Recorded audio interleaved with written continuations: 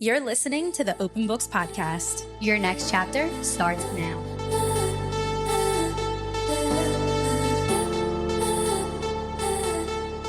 This podcast is brought to you by Q&A Network. Welcome back to the Open Books Podcast. Today is not just any episode. This is our first official hot off the shelf under the Q&A Network. And we're kicking things off with, you know how we do, full-blown pop culture. We're talking about Justin Bieber, Sabrina starting some drama. Is AI going to take over the world and our jobs? Question mark. Hope not, maybe. And, you know, a little bit of Astroworld. Yeah. What's up, Colby? Nothing. I'm so excited to talk about this. I know. These are topics that we've also held on to because we wanted to talk about them on the pod. We talk all day, every day, but if there's like certain things that we just know we need to talk on the podcast, we'll kind of like try to keep it in a little bit. Yeah, the things we want to share with everyone. Yeah, exactly. We're like, I twitch trying not to like text about it. Yeah. These are those things. Yes, and sometimes it's hard because these are like hot right now. Especially Justin Bieber and Astroworld. This is probably my two most excited that Yeah, they're like living in the brain right now. Yeah, so we're really excited. So we do our one big book club episode, and then this is our third hot off the shelf episode, and we found that they are really, really fun. They do really well, and I think a lot of people, everything in today's world is just like in and out the media so fast. So fast. Yes, and it's like one story can be huge, and then a week later it's gone. Yep. So we want to try to talk about them while they're relevant because so much happens and then it's like, okay, what's next?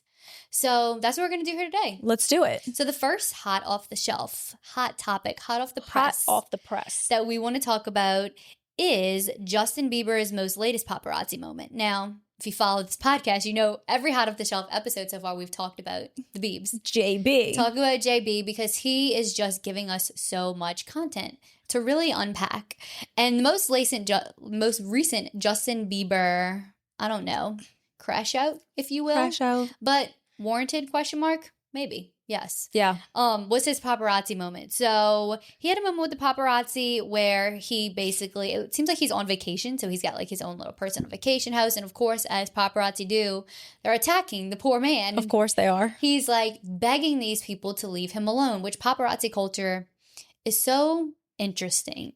And I'd like to call it toxic because it seems toxic, but there's also a part of me that thinks, well, they're just doing their job, question mark. They got to get that shot for the money. Right. They need money just like literally everyone else in the world. You would do it too for a check. You would do for a check. And something that we texted about that I was curious is how much does a picture of Justin Bieber go for? Like, why are they so persistent when this man is begging them to leave him alone? They're like, we need the picture, we need the shot. I'm assuming they're making a lot of money off of it. Oh, absolutely. But it's like at what cost? Because clearly Justin Bieber has had enough for a long time now. This is not the first paparazzi, explosion that he's had. This one just even came a little bit more sound to mind than others because a lot of times he's just screaming or flipping them off. In this paparazzi video, he has the very new famous meme / quote now, which is, it's not clocking to you that I'm standing on business and it's not clocking to you at the beach. Like, it's not clocking to you. I'm a father. I'm a dad. He's had enough. He's done. He's putting his foot down. He's putting his foot down. So I'm curious to hear what other people think just about Justin Bieber and the paparazzi. I know we've said in previous episodes that like justice for Justin. Another Justin for Justin. Justin for Justin. Another J for Jay. Like, he's been through so much, so many things that I'm sure we'll never know. Yeah. That you can see that he's just fed up. And I almost feel like with his Instagram, because that was going to be like the next topic in the Justin Bieber, is his Instagram of it all. Because the last thing he did was the Hailey Bieber Vogue. That was really bizarre. It was literally like 2 weeks ago. Yeah. He doesn't stop. He doesn't stop. The next post that he made was like very cryptic screenshots between him and a friend. What was that? And him and his friend are kind of like going back and forth and they're getting into an argument. Why did you post that? I don't know. And then the other post, he's like talking about how it's weird to be a dad and it's just weird. I'm almost to the point where I'm like, he knows what he's doing because that video of him with the paparazzi was very sound of mine. For sure. Fine. I know. It's almost like, you think it's like staged? He's like playing into the bit a little bit with his Instagram or he just doesn't care at all. He's like, I'm just going to post on Instagram like I'm texting a friend almost. I think he doesn't care. Yeah. What does he have to lose? Literally nothing. Because his like true loyal fans. Me. Here. If Justin Bieber has no fans, we're dead. We're still like, we love you. Yes. Like, leave my man alone. Leave my man alone. And I wonder if he's having his Britney moment where it's like, leave Britney alone. I don't think he's there yet. No, but it's questionable. It's questionable. So I just hope, I hope the paparazzi leave him alone, but it's never going to happen. This has been the name of the game in paparazzi culture since the beginning of time. And look at Princess Diana. I know. It's just a weird part of celebrity culture that, I don't know, I guess you have to accept when you get into that world that you just can never live a private life or a normal life unless you, try really hard. Move to another very isolated country maybe? I don't know. Maybe. He's one of the most famous people in the world though. Yeah, he's never going to be able to walk down the street. No. He's no Sarah Jessica Parker. No, because apparently she can. She can take the subway and be fine. But then she has to follow it up with but do follow me. I'm a slow burn. They find me eventually. But that must be, can you imagine just trying to walk simply out of your house into the car and you're getting attacked by pictures, and that must be so aggravating. Annoying, yeah. Who was it that went to, was it Met Gala? Mm-hmm. And she showed up, she put a box over herself. Yeah. I don't remember who it was, but I get it now. Yeah, I get it too. I was like, oh, you want your outfit to be a surprise. No, she just wanted people to leave her alone, probably. Probably. Yeah, I feel bad, but that's the latest on Justin. Y'all let us know your thoughts. Yeah. And so that brings us to our girl, Sabrina. We love us some Sabrina Carpenter, but she's definitely stirring the pot. People are talking about her. She's the name on everyone's lips right now because of her new album. And the cover art is definitely provocative. Colby, being a mom is a full-time job and glam time is rare. Right? That's why I love Virgo Beauty Studio. They give me time and make me look like I got 8 hours of sleep the night before. Their energy is calm and warm, and they get what busy women need, especially moms. So whether you're a mom, a boss, or both, book some beauty time at virgobeautystudio.com. I don't hate it.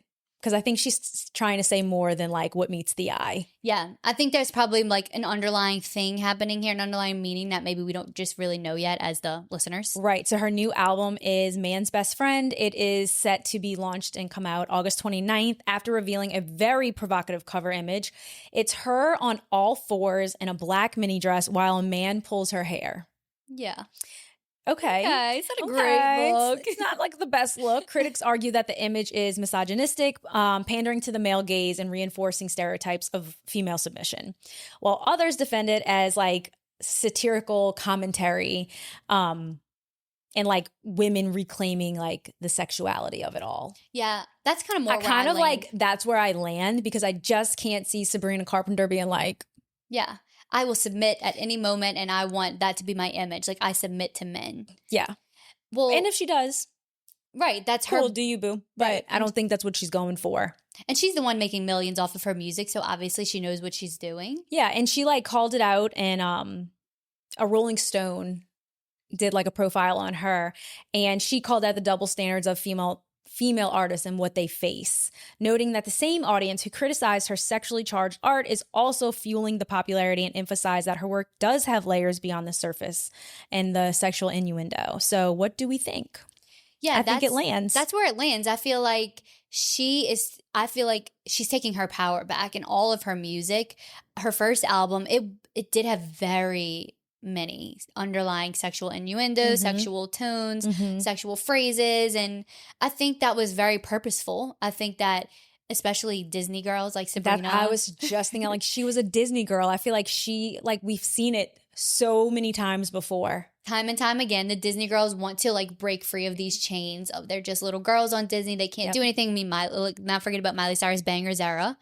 100%. So, and even Olivia Rodrigo, who comes from that same era of Disney, her songs are not PG by any means. She just doesn't present herself as much as of a sexual figure. No, she went more grunge. Right? But I mean, she's still very provocative. She uses profanity. I think it's like something that a lot of those Disney stars like to do to really like prove themselves as an adult and not a child. But I think Sabrina is very clever in her branding. Do I think the cover is the most tasteful? I mean, no, not really, but I think it doesn't really matter. I think that she's doing it for a reason, and I don't think it's just working. It's working. Well, it's getting people talking, which is what you obviously want. Yes. But I think in the end, it's going to have more of like a satirical meaning than not. And I loved her first album. So good. It's also good. So I'm excited to see what she does next. If I could tell Sabrina what I want as a listener and a fan. What is that? It would be a little bit more slow paced music that really like emphasizes her deeper vocals, because she has that there. But all of her past album, which I loved, most of the songs were like that upbeat espresso sound where she uses like those high areas of her voice, and they're upbeat. Just want a little more range. I want a little more range because I know she has it. We're such music girls. Have you listened to? We really are. Have you listened to her cover "Good Luck, Babe"? Have you ever heard it? So that's where she really like shows that deeper tone that she has, and it sounds so good. That I would like to hear that. Yes. We need to listen to it on the way home. Because I would like to hear that in her own song, because she covered that song so well, and it was different than anything that she has on her album. So that's just like me, what I would want. If Sabrina's out there listening, that's what I want. But other than that. Yeah. I'm excited for this album. Me too. We'll see what she's got. Yeah, we'll see what she's got in her pocket. She is like a little Polly Pocket. A little Polly Pocket. The next topic is something that's pretty bizarre, and switching gears a little bit. I don't know if we've ever really talked that much about, I mean, we talk about ChatGPT, we talk about AI, but there's this new wave of AI, honestly, within the last couple months, even weeks, of Google VO and these like video AI videos that are scary. They're circulating. So really what it is, it's this kind of like terrifying version of AI. It's really Black Mirror. It's these videos that are being made that look a little bit too real. For example, the gorillas vlogging, or some of the people on the street. They're like, do you know we're prompts? And they're like, I'm not a prompt, I'm a person. I know, a prompter. Like it makes me wonder, are we prompts? Like it's just, it gets a little too weird. Are you a prompter? Do the people on the phone? I don't know. It's too much. You see, it's really kind of hurts my brain to think about it. Me too. It's really Black Mirror. I saw this one that was like really kind of like sick and twisted, because this guy's like, I made a prompt of everybody like having so much fun at the beach, and then a tsunami comes and they all die. I'm like, well, that's just mean. Why would you? It's just mean to do the AI characters. Have you seen on TikTok? It is asking ChatGPT, so like different than that. But like if AI were to take over the world, would you spare me? Have you seen that? Yes. It's a prompt that you give your Yeah, and I've seen some pretty creepy responses. I know, like, I would spare you, but you would be like sired to me. Yeah, my slave. It's scary. Really freaky. So how can you use it? The possibilities are pretty wild. Creators can make movie trailers, ad spots, TikToks, podcast promo reels without hiring a crew. Like, that's just crazy. Yeah. I mean, I think you have to have a very like high tech version of it, but it's still crazy that it's, you know, it's something that's really becoming a relevant part of our culture, and that I think we need to be prepared for and be on the lookout for.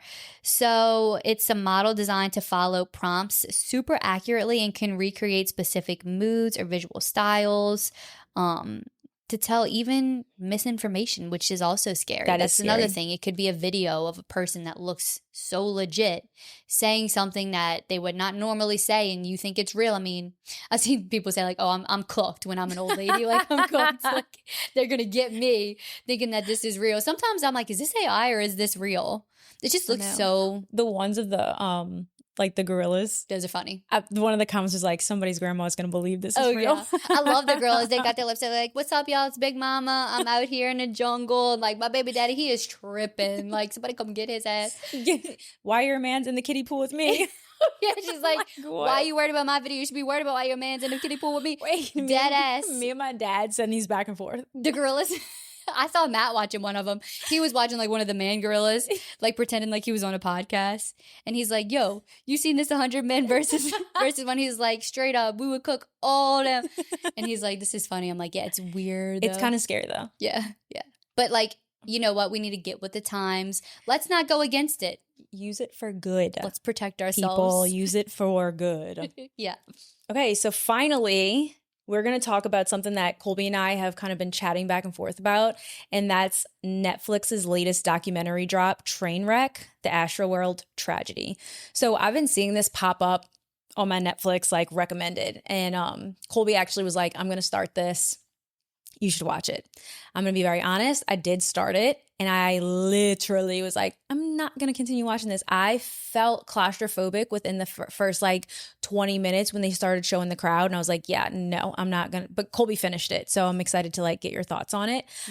So this premiered June 10th, 2025. And the film investigates the events of Travis Scott's headlining set at Houston's Astroworld Festival, November 5th, 2021, when a catastrophic crowd crush left 10 people dead, including a 9-year-old, and injured hundreds more. So this kind of like, this is very, it's different than Woodstock 99. Woodstock 99, anytime I talk about it, sends me into a rabbit hole. Like I think about it a lot. It is like my Roman Empire. I don't know much about it.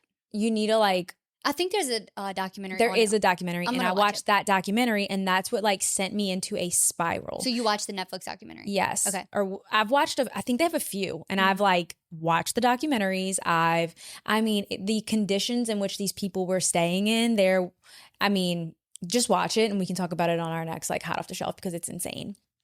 So the documentary uses raw footage, some 911 audios, interviews with survivors, medics, security personnel, and the victims' families to expose all the critical failures. So first of all, they were overselling tickets. They were understaffed, undertrained security, which kind of makes you scared. And I know you suffer with this a lot. Like you mentioned this on other episodes, like looking around a stadium when you're at a concert, like that's probably very common. Oh, yeah. Very common. Yep. And it was just like this dangerously flawed design. Yeah. So there was an area in the concert that was way too small for the amount of people that were standing there. And obviously, as a result, I say obviously, no one would have thought this. Like people were literally crushed to death. I think you had mentioned to me that they were so tightly compact that people's feet were off the ground and they were quite literally floating. They were floating. Like really think about that. It's really terrifying. Like, and you... like suffocation, like I just no thanks. No. And that's the reason why I was like, I can't watch this. Like it makes me feel icky.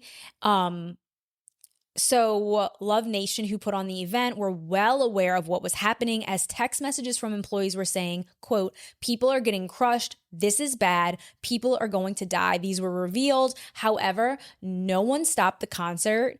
It even reveals chilling backstage communications.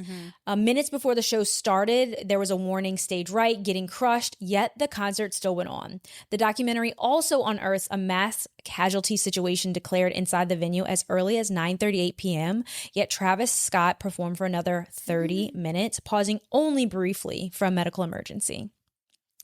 Yeah, I like can't wrap my head around that. No. What truly shines is the human element, you know, the tributes to victims, you know, like Rudy, is it Pena? Pena. Yeah. I don't want to ruin that. I'm not trying to be, you know, rude here. Yeah. So emotional reflections from family and friends. You know, there was a 16-year-old named Brianna Rodriguez's friend. She remembers the horrifying layers of bodies and desperate attempts to save her. It's just like a really, really awful. So, you know, Travis Scott, publicly expressed the devastation, offered condolences, claiming he didn't realize the severity of the situation until after the show. He offered to cover funeral and medical costs for victims, though several families rejected that gesture. Scott also partnered with BetterHelp to provide 1 month free of therapy for attendees and launched Project Heal. It's a multi-million-dollar initiative aimed at improving event safety and supporting youth programs. Legally, a Texas grand jury chose not to indict him or others on criminal charges, and wrongful death lawsuits have since been settled privately. While he's taken some financial and, you know, philanthropic steps, critics still argue his response felt like some PR damage control, and it lacked real ownership or systemic reform. I guess that's like a really hard one because like what more can you do? Yeah, that's very like gray area, very sticky. Like what else can you do? Right, you can't bring them back. So right, it was awful. I think like obviously I didn't finish the documentary, so but I think as like the performer, like he's performing, I think you go into like this weird, like you got to get in the zone. And I know you have a hot take on that, like that whole side of it. Yeah. But the people, and I guess this goes back to like they're undertrained. They weren't, why wouldn't you like go on stage and stop him at that point? Exactly. And I know someone somewhere had to be like, enough's enough. We have to end this. So that kind of like, I'm going to ask you to share two things. Okay. The crowd surf and what you've been seeing on TikTok surrounding the Travis Scott of it all. Okay. Well, everything you said was exactly what went down in the documentary. And it was very bizarre to see. I felt the same as you. I was like, oh my God, I feel like I can't finish this. It was making me feel suffocated. Like I felt sick. So the crowd surge, it literally, and you see a lot of footage of it on the documentary. And I saw videos of it. Obviously, this is a trending topic now because the documentary just came out. Even though this happened in 2021, it's really popping off again. So people are resurging their Astroworld videos. So that's where I've kind of been seeing like the actual close-up videos. Of course, I've watched it once so my phone knows. And the crowd then turns into almost like water. Like the mass of the crowd changes from being like humans in one spot to just this wave. So it's like the entire crowd is just waving back and forth as if they're literally an ocean, and there's nothing you can do. It's this phenomenon called crowd crush. And so now I've been seeing people talk about ways to prevent it. If you ever find yourself in this situation, I'm like, oh my God, please. What do you do? So the only thing you can do is, it's going to sound so cliche and annoying to hear, but is to remain calm, because any type of extra energy you exert will just further the situation and make it worse. So the most important thing you do apparently is protect your vital organs. So you put your hands like in across the front of your chest to try to just use your any like muscles or energy you have in your arms to protect your lungs from being crushed, because that's how most people die. Your lungs are crushed.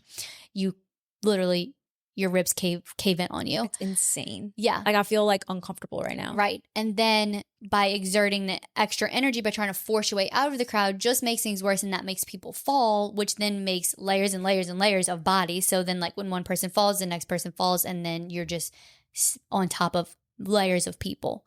So that is how those 10 people passed away. What's really bizarre, the most bizarre thing about his stage performance to me, and again, it's hard to tell because like you said, you're in the zone. I have no idea what it's like to perform in front of hundreds of thousands of people. I don't know what you can and can't see. Right. The lights are all crazy. The music is insane. So I'm not saying that he could tell what was going on. This is something that people debate all the time.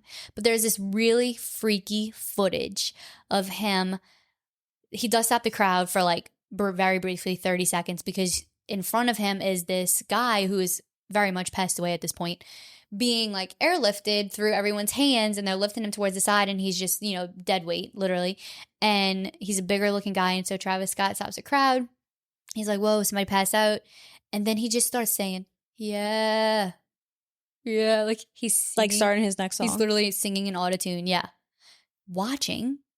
And then he just turns around and starts performing again. And so did he know that multiple people were dying? I don't know. But it was just weird. Like, it's just one person is enough. Like, if that was, right. I'd like to think if that was me, I'd be like, whoa, obviously this feels like an unsafe environment. Let's pause the show. I really don't know. But it's super bizarre to see the footage, because it was all happening really in more of like a one condensed area. I think it was happening sporadically throughout the crowd at different times, but it was like this one condensed area for basically the whole show. So you can see like in one area, people like drowning and suffocating. In the other area, 5 feet away, they're jumping up and down, having the time of their life, not realizing, because it's so scary. So scary. Must feel so stuck. I think everyone is at fault. Kind of like you mentioned, like it was oversold. It was understaffed. His culture, which I didn't know this about Travis Scott, I was never really a Travis Scott fan, not for any reason. I just never got into it. But his fan culture is very much like ragers, let's mosh pit. That's what he encouraged at his previous Astroworld Fest. So everyone, it's giving Woodstock 99. Yes, everyone went into this with the expectations of we're going to get wild. They broke down the barricades. I'm sure there were thousands of people who didn't even have tickets. That's Woodstock 99. They broke down the barricades. They were like setting fires. There was, yeah. I just find that like culture to be so bizarre. Like why? I don't know. Obviously adrenaline takes over and like the rush is fun for people and I get that. But it's not my vibe. Maybe it's like me getting like older. I don't know. Maybe you're right because me in 2016 at Voodoo was like behaving like a crazy person. Buku. Right. Hang out. Yeah. Like, I wanted to go to all of it. And I was raging. Yes. I was running around. I was being insane, having fun. I was jumping up and down and running from stage to stage. And so I do understand like the adrenaline and why it's fun. And like you said, maybe we're getting older. So that is like an absolute no. But it's like to go somewhere and just like have this like crazy energy, it's just never going to work with that many people in one area. But now I'm aware that my biggest fear in life is a real thing. And I know it's a thing. Very valid. And what's it called? Crowd crush. Crowd crush. It's terrifying. Super scary. So you guys should go watch that documentary if you haven't. Just like, if anything, awareness to know what to do if you ever find yourself in that situation. Right. The only thing you can do is stay calm and focus on your breathing because eventually it's going to end and you just pray that you don't succumb. So scary. I hate it. And the youngest boy being 9 years old is just sick. I hate it so much. And you know, the victims deserve to have their story told. So if you're going to watch a documentary for nothing other than like showing them hearing their stories because they were real people. And it's easy when it all happens to be like, oh wow, 10 people died. But then you see the families of these people who suffer every single day for the rest of their lives. And it's just crazy that Travis Scott performs at festivals. I'm pretty sure he was at Coachella. Like, and does that mean he needs to end his entire career? I mean, I guess no, but it's just, I don't know. You guess you'll never know unless you're in that situation. But as a family of a victim, I'm sure you must just feel like deep hatred. Yeah. And that's hard. And it is what it is. Yeah. Yeah. Ugh. Sorry to end this with, such that heavy. But thank you guys so much. That's a wrap on this week's Hot Off the Shelf. Thank y'all, riding that one out with us. Yeah. It was all over the place. It was like up, down. But so needed to be said. Again, it had to be said. It had to be said. Yeah. And we're your girls that are going to say it. So. Yeah. And if there's other hot topics you want us to talk about, anything that's like happening in the moment, send it to us. We're here to report for duty. Reporting for duty. So follow us on Instagram at openbooks podcast, TikTok at the openbooks podcast, and now we're on YouTube, so you can watch this full video on YouTube. We're at Q&A Network. Everything will be linked in the show notes, and keep following along. Our next on the shelf that we're doing is Don't Let 'Em In. Don't Let 'Em In by Lisa Jewell. So read along. Love ya. Love ya. Bye.